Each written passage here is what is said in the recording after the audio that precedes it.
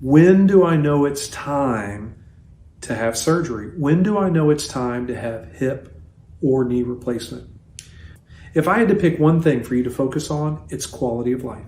So with regard to your hip or knee disability, if it's due to hip or knee arthritis, ask yourself that one question.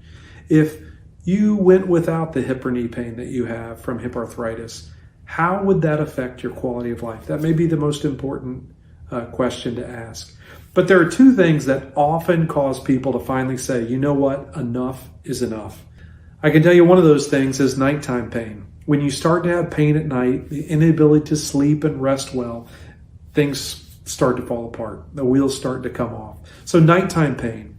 The other thing is the unpredictability of a joint, be it a hip or a knee.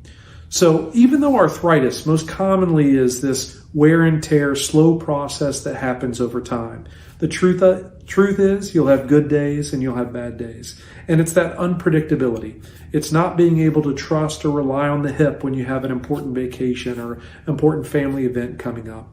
So it's the unpredictability, it's the nighttime pain. Ultimately, I want you to consider its quality of life.